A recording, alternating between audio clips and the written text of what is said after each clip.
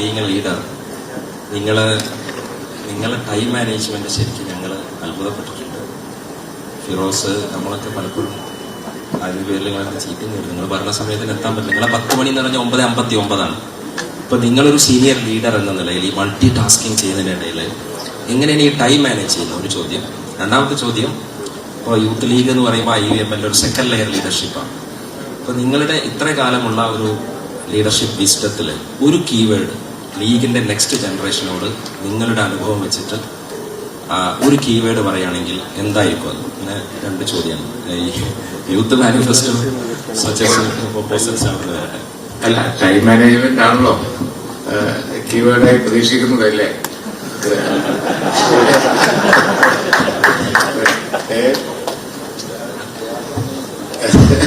കൃത്യനിഷ്ഠ, സമയനിഷ്ഠ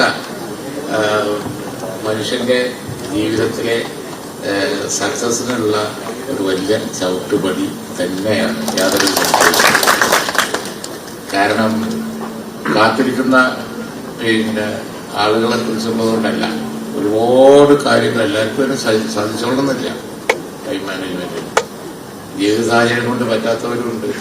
സമയം അവരെ കാത്തിരിക്കുന്ന ഇമ്പോർട്ടൻസ് അവർക്കുണ്ടെങ്കിൽ അതൊക്കെ ചിലപ്പോൾ സംഭവിക്കും.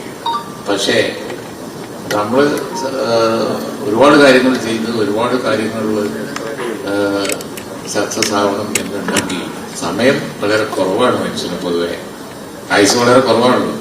അപ്പോൾ അതുകൊണ്ടുള്ള സമയത്ത് ഓടി നടന്ന് ചെയ്യാൻ മടി ഒഴിവാക്കുക എന്നുള്ളത് തന്നെയാണ് എനിക്ക് പറയാനുള്ളത്.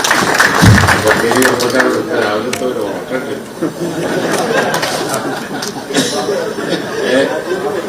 ആരൊക്കെയാണ് ആ ഉറക്കത്തിന്റെ ആളുകൾ അവരെ കൈയോടെ പിടികൊള്ളണം എന്നാണ് എന്റെ അഭിപ്രായം.